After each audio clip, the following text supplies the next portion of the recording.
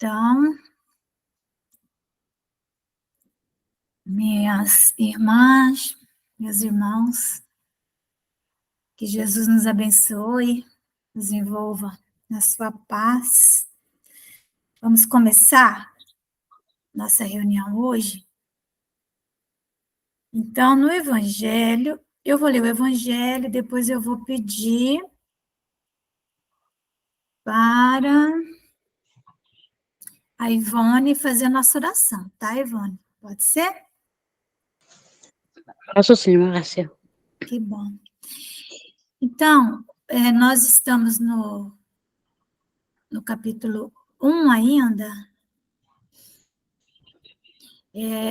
O capítulo Não Vim Destruir a Lei, né, quando Jesus fala, né, que ele veio cumprir a lei e não destruí-la, né? Então, hoje nós vamos falar do item 8, a aliança da ciência e da religião. A ciência e a religião são as duas alavancas da inteligência humana. Então, veja bem, ciência e religião são dois caminhos de busca da verdade. A filosofia também, né? Mas elas não são a verdade, mas elas ajudam a inteligência no seu progresso. Sendo que a ciência ela está em uma dimensão intelectiva, a religião está numa dimensão do incognoscível, que a gente acessa pela intuição, mas são todas experiências que nos ajudam a alavancar a inteligência. Então, lá, a ciência e a religião são as duas alavancas da inteligência humana. Uma, a ciência, né, revela as leis do mundo material, e a outra, as do mundo moral. Tendo, no entanto, essas leis o mesmo princípio, que é Deus, não podem contradizer-se. Claro, assim como a ciência do mundo material, se Deus é o criador de tudo, né? Causa primária de todas as coisas, então as leis que regem a matéria não podem estar em antagonismo com as leis que regem a moral, né? Que regem o mundo espiritual. Se fossem a negação uma da outra, uma necessariamente estaria em erro e a outra com a verdade, porquanto Deus não pode pretender a destruição de sua própria obra. A incompatibilidade que se julgou existir entre essas duas ordens de ideias provém apenas de uma observação defeituosa e de excesso de exclusivismo de um lado e de outro. Quando a ciência quis ser a dona da verdade e quando a religião também quis ser a dona da verdade, sendo que ninguém é dono da verdade, né? Religião, ciência, filosofia são caminhos de busca da verdade, mas não são a verdade.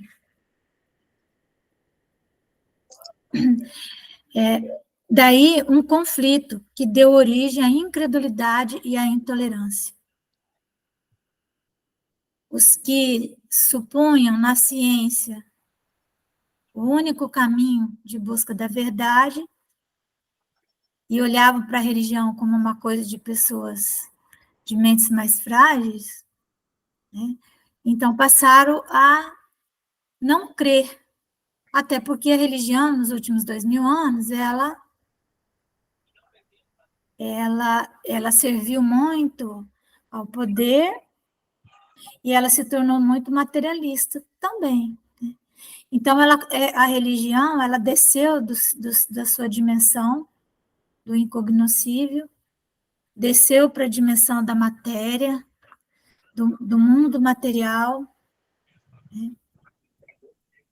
E então ela competiu com a ciência, né? O que levou então à intolerância.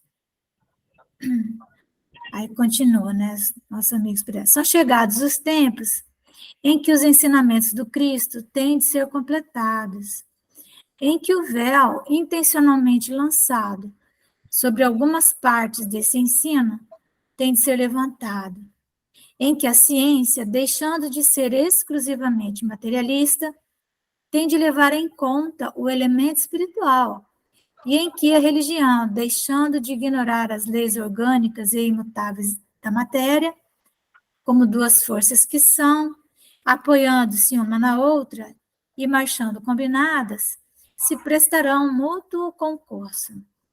Então, não mais desmentida pela ciência, a religião adquirirá inabalável poder, porque estará de acordo com a razão, já se lhe não podendo mais opor à irresistível lógica dos fatos. É por isso que Allan Kardec fala que a fé inabalável é aquela que pode encarar a razão, né? Face a face, frente a frente, em todas as épocas da humanidade. Então, essa é uma fé inabalável, né? Uma fé que está calcada numa ciência, numa lógica, mas que também acessa um conhecimento pela via da própria filosofia e da intuição, né? A ciência e a religião não puderam até hoje entender-se, porque encarando cada uma as coisas do seu ponto de vista exclusivo, reciprocamente se repeliam. Faltava com que encher o vazio que as separava, um traço de união que as aproximasse.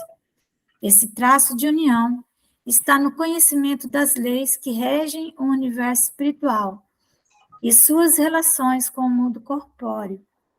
Leis tão imutáveis quanto as que regem o movimento dos astros e as existências dos seres. Porque nós vamos descobrir também que o que nós chamamos de mundo espiritual é uma outra dimensão da matéria, né? É uma matéria quintessenciada, uma matéria sutil que tem suas leis. E que, então, nós vamos descobrindo essas leis, né? Como que isso funciona. Uma vez comprovadas pela ciência essas relações, nova luz se fez. A fé dirigiu-se à razão. Esta nada encontrou de ilógico na fé. E assim, né, vencido foi o materialismo. Mas nisso, como em tudo, há pessoas que ficam atrás, até serem arrastadas pelo movimento geral que as esmaga, se tentam resistir-lhe, em vez de o acompanharem. É toda uma revolução que, neste momento, se opera e trabalha os espíritos. Após uma elaboração que durou mais de 18 séculos, isso quando foi escrito o texto, chega ela à sua plena realização e vai marcar uma nova era na vida da humanidade. Fáceis são de prever as consequências.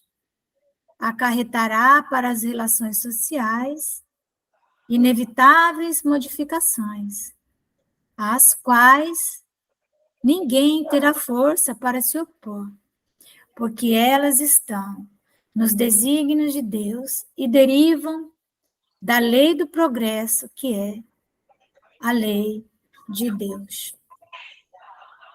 Muito belo isso. Então vamos. Muito bonito. Muito belo, né?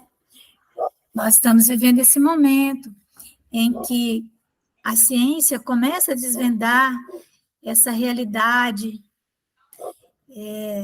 extrafísica, né? acima do físico. A física quântica começa a falar das ondas, nós vamos descobrindo que existe uma matéria que está, vamos dizer assim, abaixo no sentido de mais fina, mais sutil que o átomo, né? Os fótons, enfim, né? As ondas mesmo. Então, como negar isso? Não dá mais para negar. E a realidade espiritual começa a se impor. Os espíritos dizem, revelam, o próprio Chico Xavier falou isso em algum momento, né? Que nós vivemos o tempo das mesas girantes, em que houve todo aquele barulho, em que houve aquele chamamento para que as pessoas prestassem atenção no mundo espiritual, né? Os espíritos batedores, né, foram convocados a primeiro fazer muito ruído, muito barulho, e chamaram, inclusive, a atenção de Kardec e de tantos outros estudiosos, e aí se codificou a doutrina espírita. Então, foi um momento, né, que começou com as irmãs Fox, naquela cidadezinha dos Estados Unidos, em Hydesville, em 1848. E aí se espalhou pela França, pela Europa, aquela febre das mesas que giravam, que falavam, que dançavam e que até cantavam. Bom, então, foi codificada a doutrina, ela se tornou mais intelectual, e dizem os que estudam os fenômenos da transcomunicação instrumental, que nós já estamos vivendo esse momento em que os espíritos farão haverá uma nova onda agora, através das ondas eletromagnéticas, mas através desses equipamentos que nós temos, né, que trabalham com essas ondas bem sutis. Então, seriam as comunicações através de computadores, através de várias formas, né? São as transcomunicações instrumentais, em que, num primeiro momento, a presença do médium até ainda vai ser necessária, mas vai chegar um ponto em que não vai mais precisar de médium, né? E nós vamos poder falar com o mundo espiritual, igual nós estamos falando agora. Aí, né? Então, vai ser uma coisa maravilhosa. E, então, cada vez vai ficando mais difícil negar isso, né? Negar essa realidade. Porque tudo vai virando uma coisa só. A ciência e a religião, elas vão ficando tão próximas e tão juntas, que a ciência é sagrada, a religião também, né? Então, é isso. Então, nós vamos pedir para a nossa Ivone fazer a oração para nós. Você, Ivone? Sim. Vamos fechar os nossos corpos, serenarmos, acalmar os nossos pensamentos, para que os nossos sentimentos sejam de alegria, de bem-estar, de amorosidade.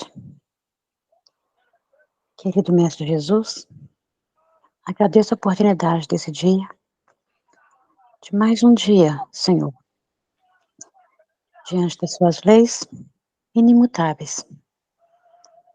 Querido Mestre Jesus, venho a Ti recorrer com muito carinho, para que o Senhor continue olhando pelo nosso Brasil, amorosamente pelo nosso Brasil. Que possamos, Senhor Jesus, ser amparados pela sua divindade, pelo seu amor pelo nosso país, e que as vibrações de amor de todos os brasileiros irradiem luz para essa terra. Obrigado, Jesus, por esse estudo, por estarmos juntos aqui, junto com irmãos. Querido Mestre Jesus, eu te peço carinhosamente, humildemente, conceda saúde a todos os nossos amigos, colegas, parentes, irmãos e companheiros aqui de ideal. Que revista, Senhor Jesus, com seu manto sagrado. A Márcia, no seu momento de fragilidade, que possamos, Senhor Jesus, vibrar por ela, com muita intensidade, para o seu restabelecimento e para que possa continuar nos caminhos do ministério do Espiritismo. Obrigado, Jesus. Esteja sempre conosco, hoje, agora e sempre. Que assim seja, graças a Deus. Que assim seja, graças a Deus. Então, gente, hoje eu penso que nós vamos finalizar o estudo do Livro dos Médiuns, porque esse capítulo final, ele vai até o item 350, e nós estamos no 358, e eles são muito belos, e aí nós vamos finalizar o Livro dos Médiuns, porque depois ele traz, depois do item 350, ele traz um modelo de estatuto de sociedade espírita, né? Que Kardec, nesse momento aqui, ele está preocupado muito mesmo com o futuro do movimento espírita, não é nem do espiritismo, mas dos grupos, das pessoas, porque ele, Kardec, já estava estava sofrendo já muito, né? Os embates, ele sofreu muito, assim. Kardec foi muito agredido, né? Ele foi incompreendido, ele foi injuriado, caluniado por companheiros, né? Então, essa história é antiga. Não vamos pensar que é de hoje, não. E ele, então, imaginou, né, como que seria lá para frente, que é onde nós estamos hoje. Então, todo esse capítulo, ele está se preocupando aí com isso. Então, ele fala aqui, ó, rivalidade entre as sociedades espíritas, que sociedade, associação, tudo a mesma coisa, que é o momento, então, em que o espiritismo vai se institucionalizar, né? Porque enquanto Allan Kardec estava codificando a doutrina, ele tinha controle sobre tudo, porque ele liderou o processo e isso ficou na mão dele, ladeado pelos espíritos superiores. Depois ele sabia que o que queria acontecer, né? A religião, quando ela se degenera, quando ela se transforma numa instituição, assim como a filosofia também se degenera na civilização, né? A religião, ela perde muito do seu brilho na instituição, porque as instituições, elas são estruturas de poder, e é muito difícil nessas estruturas de poder que o orgulho não compareça, né? E, às vezes, o egoísmo também, né? Mas o orgulho, com certeza, porque cria-se nichos de poder, querendo ou não, indo ou não. Que aconteceu na Igreja Católica, ficou de tal maneira, hierarquizou-se tanto na instituição, que a religiosidade praticamente desapareceu. Então, a preocupação dele. Aqui ele vem falar dessa rivalidade entre sociedades, porque existiam aqueles grupos que se ocupavam das manifestações inteligentes e eles queriam estudar, né? Estudar as manifestações físicas. E aqueles que tinham por objetivo estudar mais o conteúdo moral, então havia essas divergências nos grupos. Logo que Kardec desencarna, começam as críticas, né, ao fato de que ele, mas assim, é muito logo que ele desencarna, por que ele escreveu o Evangelho, né, segundo o Espiritismo, porque nós estamos vivendo o período do Iluminismo, o período da ciência na Europa, e então, tudo que fosse religião era visto com maus olhos, então, as críticas foram ferrenhas, dizendo que ele também foi muito concessivo à Igreja Católica, sabe? E que ele não deveria ter escrito o Evangelho segundo o Espiritismo, e isso perdurou, tanto que o Espiritismo tem esse cunho religioso muito forte no Brasil. Então, ele fala assim, né?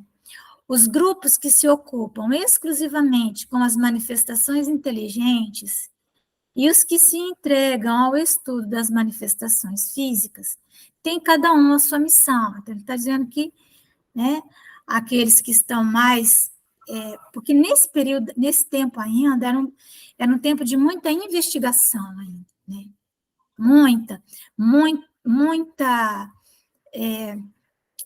pesquisa, muita trabalho com materialização de espíritos, muitos fenômenos de efeitos físicos.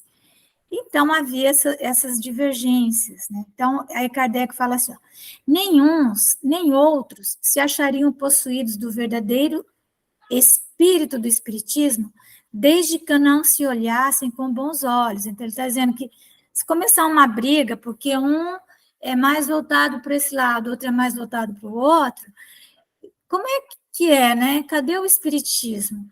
E aquele que atirasse pedras em outro, provaria por esse simples fato a má influência que o domina. Todos devem concorrer, ainda que por vias diferentes, para o objetivo comum, que é a pesquisa e a propaganda da verdade. Os antagonismos, que não são mais do que efeito de orgulho superexcitados, a preocupação dele com orgulho, fornecendo armas aos detratores, só poderão prejudicar a causa que uns e outros pretendem defender. E nós vemos isso hoje também, né, no movimento espírita, alguns grupos que se consideram, vamos dizer assim, que se consideram assim, mais espíritas do que outros, que fazem críticas tão ferrenhas a determinadas posições, né, que acabam dividindo. Então, o doutor Bezerra de Menezes, ele foi presidente da Federação Espírita Brasileira, enquanto vivo e tal, e depois, na espiritualidade, ele iniciou um movimento chamado de unificação do movimento espírita. Não é uniformização, mas de unificação, de buscar encontrar uma linha, né, de entendimento, sem submeter nenhuma instituição à outra, mas que nós pudéssemos estar unidos, né, num feixe de varas, como, aliás, existe essa advertência no Evangelho, segundo o Espiritismo, né? Os Espíritos nos chamam a trabalharmos juntos, né? Trabalhemos juntos e unamos os nossos esforços, a fim de que o Senhor, ao chegar, encontre acabada a obra. Acabada no sentido de concluída, né? E não de acabada, destruída.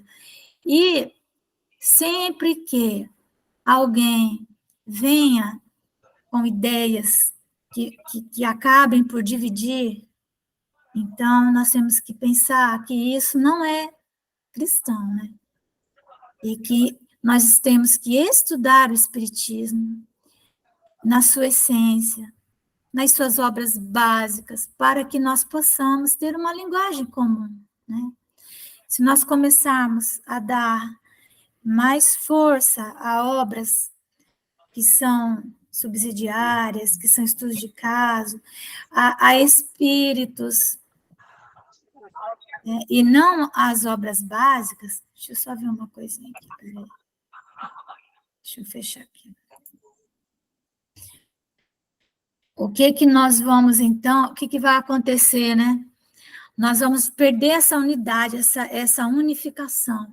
A unificação do movimento espírita, ele está centrado no estudo das obras básicas. Então, é sempre lembrar que nós podemos estudar outras obras, mas sempre subsidiárias à doutrina, né?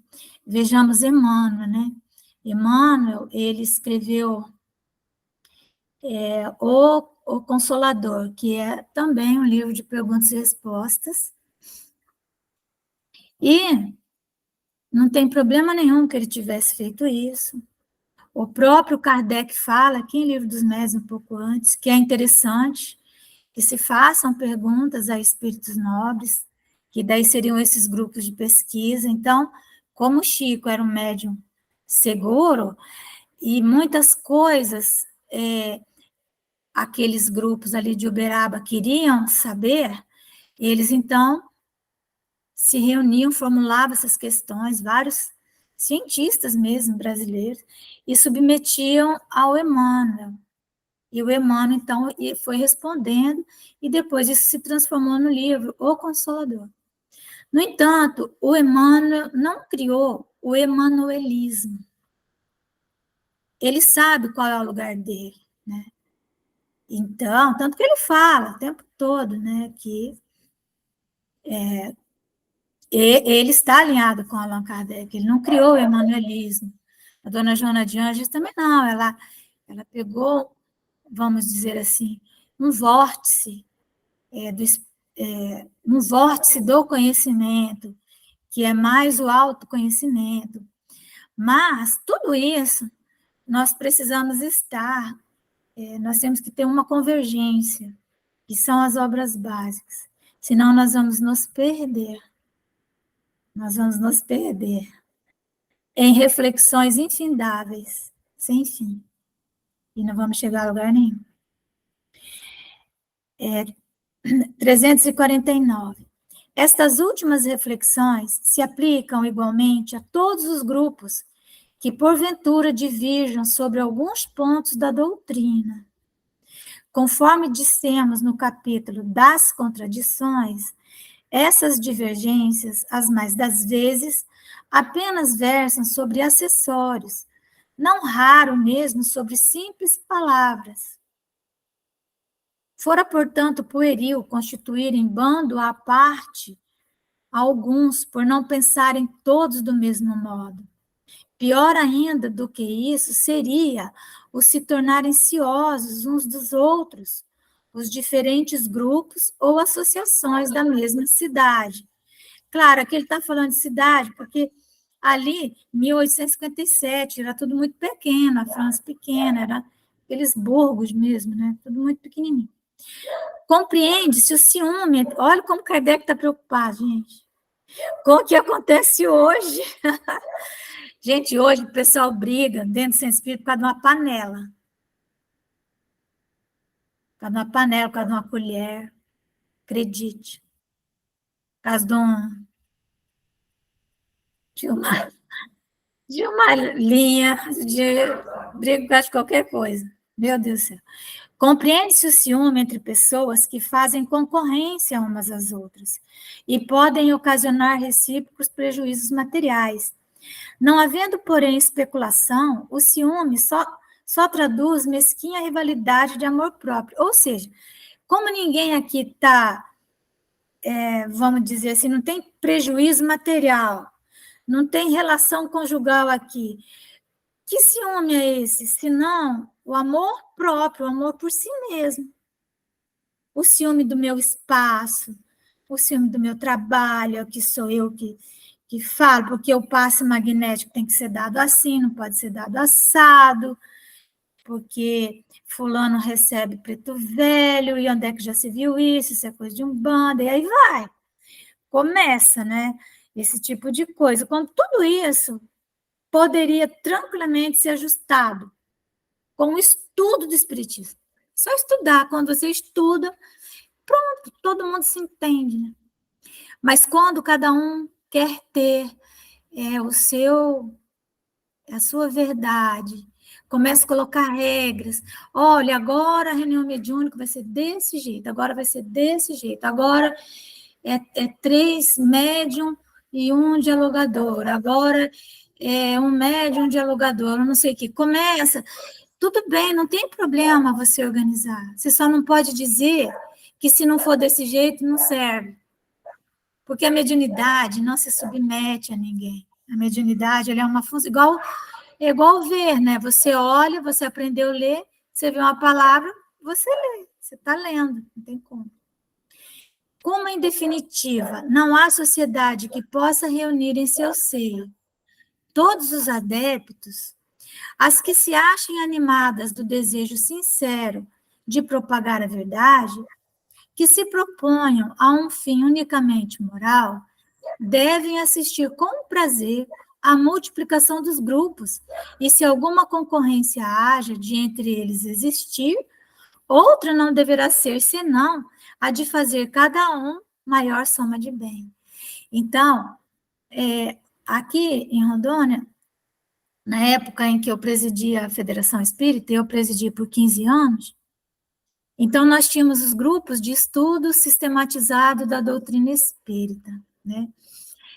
Seguindo a orientação de Allan Kardec, que nós deveríamos criar grupos de estudo sistemático, não é sistematizado, sistemático da doutrina espírita. O estudo sistemático é um estudo feito em sistema, né? Então, existem vários programas no Brasil inteiro, a Federação Espírita Brasileira lançou um programa também, que se chama Estudo Sistematizado da Doutrina Espírita, mas nós tínhamos vários programas aqui. Bom, quando um grupo ele ganhava uma certa autonomia, ele se tornava, porque aqui havia muita carência de centro espírita, né? Quando eu cheguei em Rondônia, tinha um centro espírita só, né? A Federação Espírita não tinha nem sede, nada. Então, quando aquele grupo, né, de estudo sistemático ou sistematizado, fosse o que fosse qual seja o programa que ele seguisse, quando ele estava maduro, que tinha já um grupo de liderança, nós orientávamos a que aquele grupo criasse um centro espírita. E assim foi, e assim criou-se isso aqui em Rondônia. Agora, o grande problema é quando no centro espírita não se permite isso, não se permite essa emancipação dos grupos, que os grupos saiam e venham a formar outros núcleos, porque o Kardec fala que o ideal é que sejam pequenos núcleos dirigentes, justamente para não ter briga, né? Porque onde tem muito cacique, né, e pouco índio, o que acontece? Briga, né? Muitos líderes. Então, o ideal é que quando ele cresça as lideranças, que o centro espírita seja também um formador, né? Trabalhe na formação de trabalhadores e que ele permita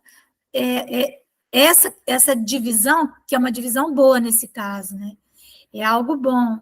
As pessoas vão criando outros e outros grupos.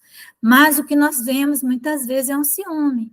A pessoa nem permite que você esteja em 2 centros espíritas diferentes.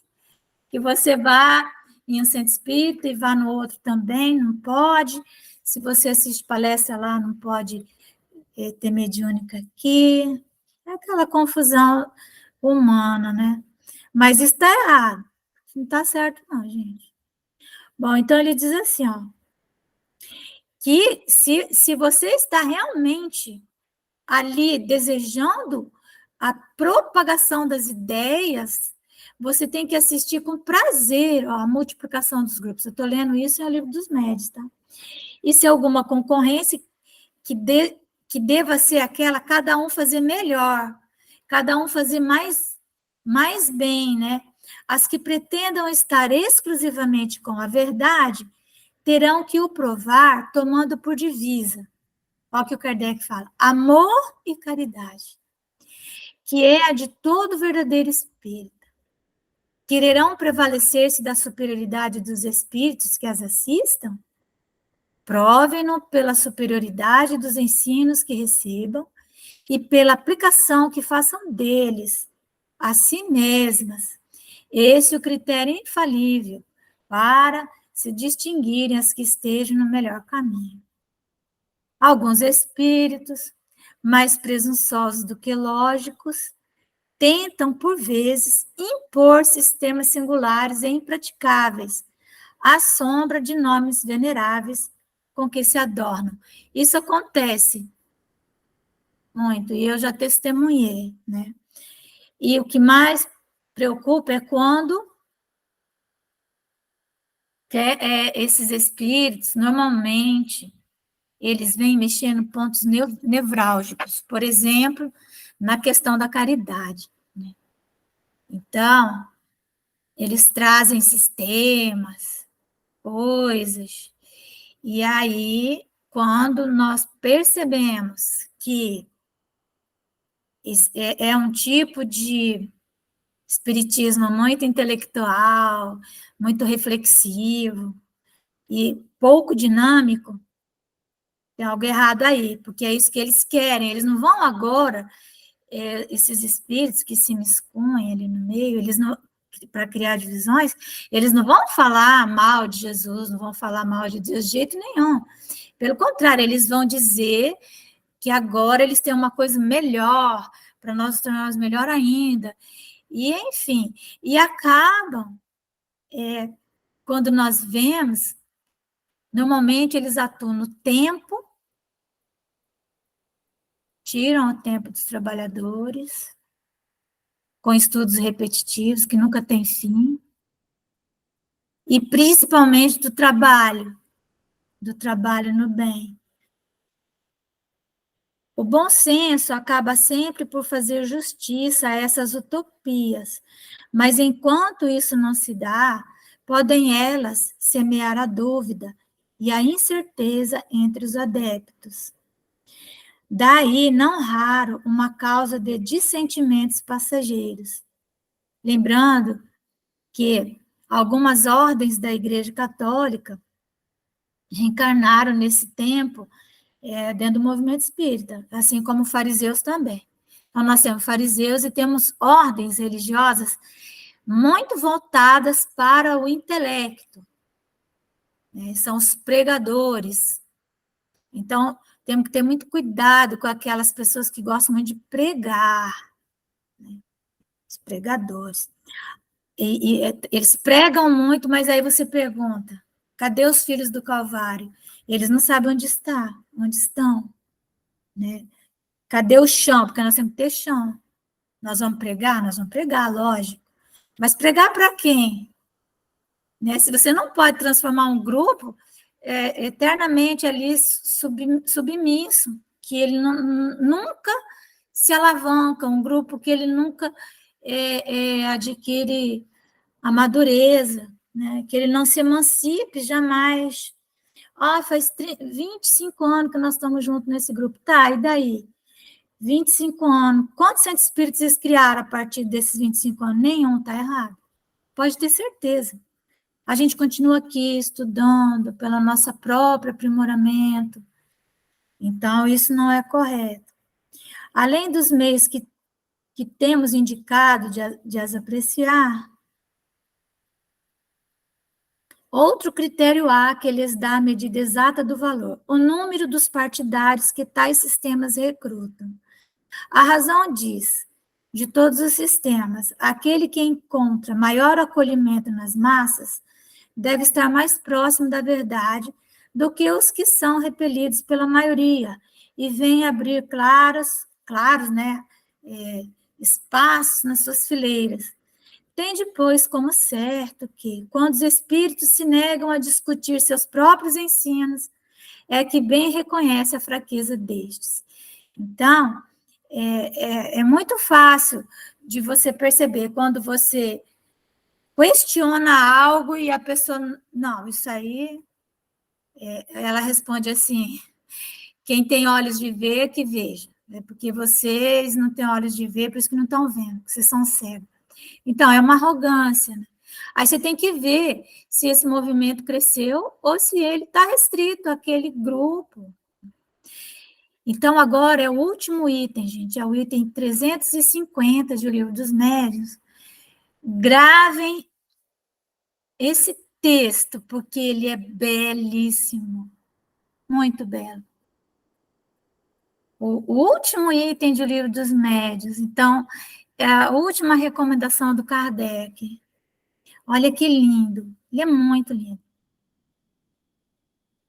Aí ele diz assim, ó, se o Espiritismo, conforme foi anunciado, tem que determinar a transformação da humanidade, claro é que esse efeito ele só poderá produzir melhorando as massas, o que se verificará gradualmente, pouco a pouco, em consequência do aperfeiçoamento dos indivíduos.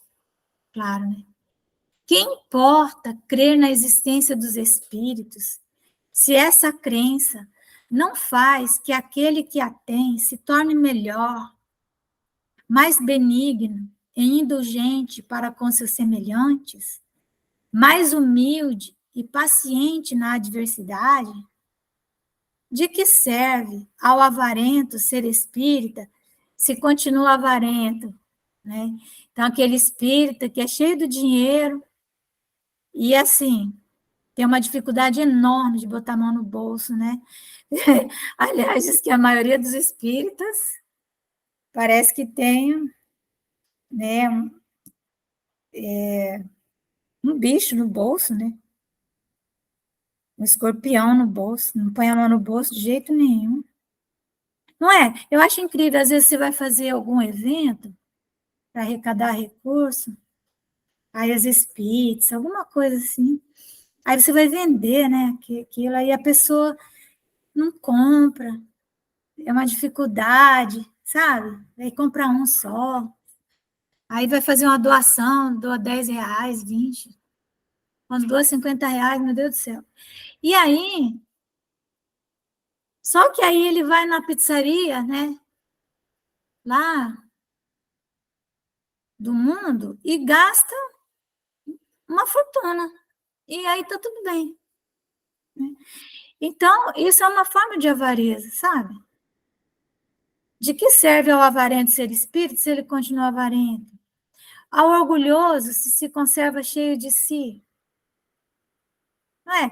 Tem espíritas que eles se acham que são o dono da verdade, então são aqueles líderes arrogantes, né? Que estão sempre empedigados, sempre falando de cima para baixo. Eu sempre digo que são os pregadores, os dominicanos, reencarnados no movimento espírita, e alguns são os fariseus mesmo. Ao orgulhoso se conserva cheio de si, ao invejoso se permanece dominado pela inveja, ciúme, né? Você ciumenta. Está fazendo o que ali? Assim, poderiam todos os homens acreditar nas manifestações dos espíritos e a humanidade ficar estacionária, permanecer igual. Tais, porém, não são os desígnios de Deus. Para o objetivo providencial, portanto, é que deve entender todas as sociedades espíritas sérias, grupando todos os que se achem animados dos mesmos sentimentos. Então, haverá união entre elas, simpatia, fraternidade entre as instituições. Então, uma pessoa, um companheiro espírita que chegue de uma outra cidade, ele pode procurar um centro espírita e ele será acolhido. Ele pode procurar um companheiro espírita e falar assim, olha, eu estou em dificuldade, eu estou sem dinheiro para uma passagem, eu estou com um problema tal, ele procurar e ele vai ser acolhido, ele vai ser atendido. Ele tem que ser, sabe? E aí, né? Essa coisa de você pegar o companheiro, colocar numa geladeira, até você ver se ele... Né? Meu Deus do céu, né? Quer dizer, você nivela por baixo, é um medo, né, de ser enganado. Nós podemos ter medo de ser enganado. Você quer saber se uma pessoa é espírita? Você fala assim, olha, vamos me ajudar a arrumar a biblioteca? Aí eu falo isso porque a Dulcineia, nas feiras do livro, ela fazia isso. Quando chegava, a gente fazia a feira do livro na praça, e aí chegavam pessoas de outros locais, eu sou do Acre, eu sou não sei de onde, sou espírita lá. Aí a gente estava arrumando as bancas, né, para vender. Aí ela falava, faz um favor para mim, querido, você separa as obras básicas para mim, tudo num cantinho, para a gente deixar elas mais expostas. Pronto, se a pessoa não conseguisse separar as obras básicas, ela saía de fininho, ela mesma, entendeu? Fácil, não precisa... não, vamos deixar essa pessoa aqui para ver quem ela é, porque isso é um julgamento, né? Então haverá união, né? Simpatia, fraternidade, em vez de vão e pueril antagonismo, nascido do amor próprio, mais de palavras do que de fatos. Então, elas, né, sociedades, serão fortes e poderosas, porque assentarão em inabalável alicerce o bem para todos. Então serão respeitadas e imporão silêncio à zombaria tola, porque falarão em nome da moral evangélica que todos respeitam. Então, se o centro espírita ele está geograficamente colocado numa região em que é mais fácil para ele arrecadar bens do que distribuir, então ele arrecada bens. E ele vai passar para um centro espírita que está mais na periferia, que tem mais facilidade para distribuir. Mas, enquanto nós quisermos fazermos o trabalho, assim, não, isso aqui queremos fazermos de ponta a ponta, sem unirmos os nossos esforços, sem trabalharmos juntos, sem trabalhar em sistema de rede, né? Nós temos que trabalhar em sistema de rede. Essa rede tem que aumentar cada vez mais dentro do bairro, dentro depois da cidade, dentro do estado, dentro dos estados, dentro do Brasil, para trabalhar em sistema de rede. Mas se nós ficarmos muito ciosos ali da nossa casa, que ela é nossa, quando a gente morrer, ela vai morrer junto, porque não tem sucessor, né? Então, o alicerce inabalável é o bem para todos. Se eu arrecadei 10 cestas básicas, mas eu estou com dificuldade para encontrar pessoas necessitadas para entregar a cesta básica, eu tenho que passar rápido para outra, porque a fome, graça, né? Então, serão então respeitadas e imporão silêncio à zombaria tola, porque falarão em nome da moral evangélica, que todos respeitam. Essa a estrada pela qual temos procurado com esforço fazer que o Espiritismo enverede. Olha Kardec falando. Eu sinto tão isso no meu coração, sabe? Eu trabalhei a minha vida inteira, desde muito jovenzinha, no movimento espírita, né? No movimento de unificação, sabe?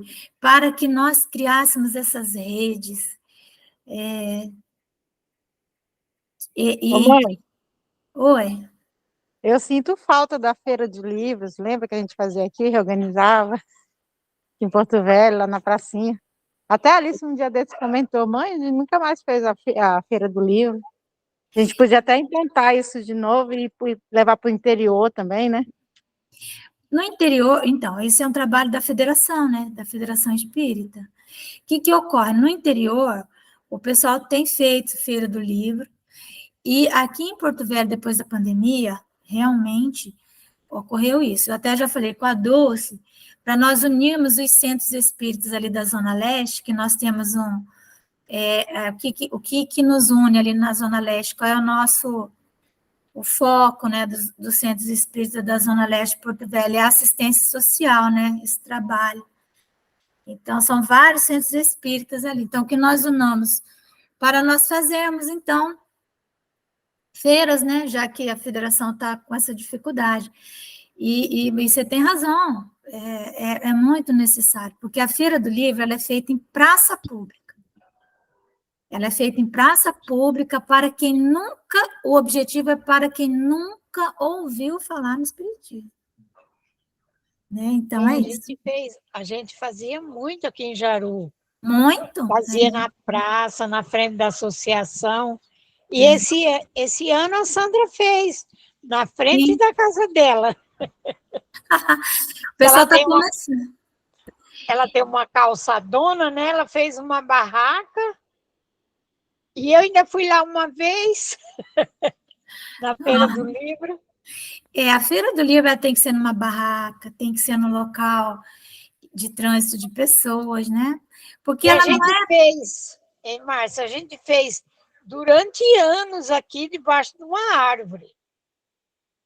Que tinha uma legal. casinha, a Adélia cedia, aí à noite ponhava dentro daquela casinha, lá era um cômodo só, ponhava dentro da casinha tudo, as partilheiras, os livros, aí no dia para fora tinha hora que vinha uma chuva forte, mas era uma dificuldade para tirar os livros, arrastar as Mulher, bancas. chuva em Feira do Livro é para acabar, né? Principalmente mês de abril. Nossa, mas é um trabalho maravilhoso que eu sempre Ah, é. acompanhei. E assim, é impressionante, né? É algo.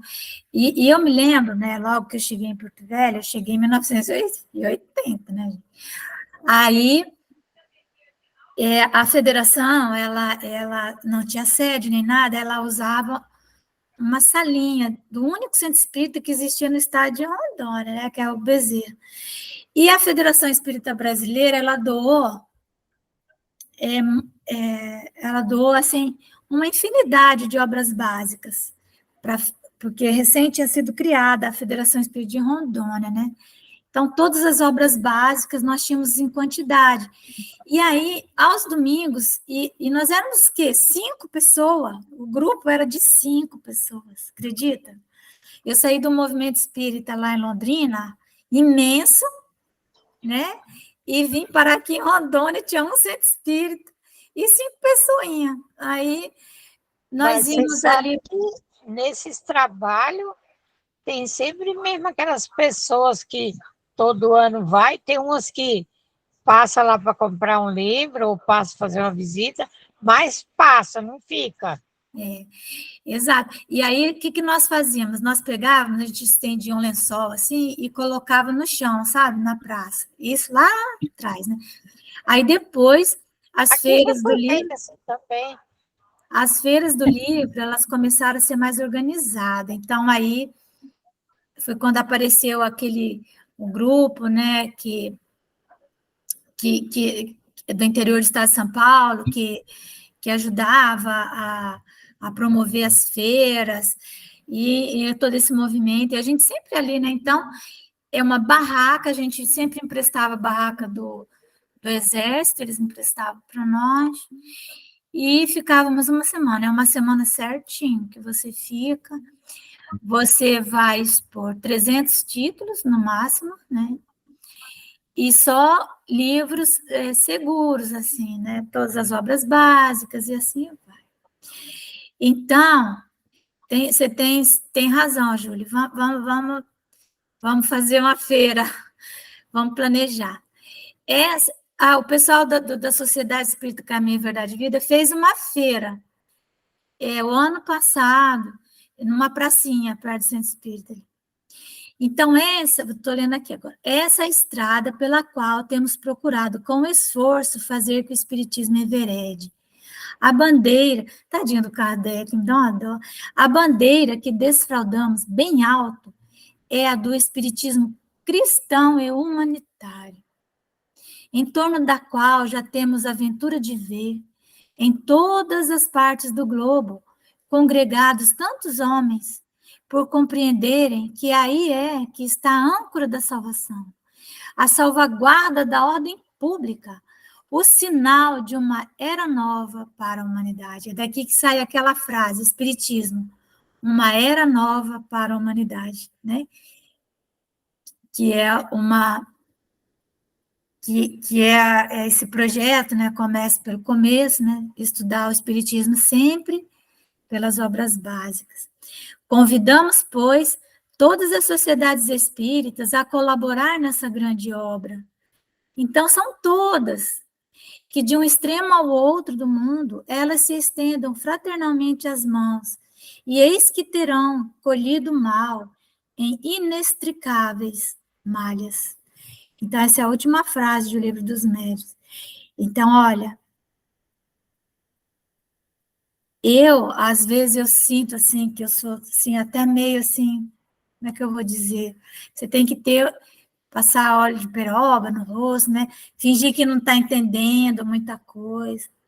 Mas, se eu chego numa cidade, eu vou no centro espírita, sabe? Eu procuro os dirigentes, eu me apresento, eu quero saber como que funciona, e procurar envolver, e ali naquele momento que estamos ali, vamos trabalhar, né? Então, quando nós começarmos a amar os nossos companheiros de ideal, nós não vamos mais ter o meu centro espírita, o meu trabalho. Não, nós temos que nos ajudar mutuamente.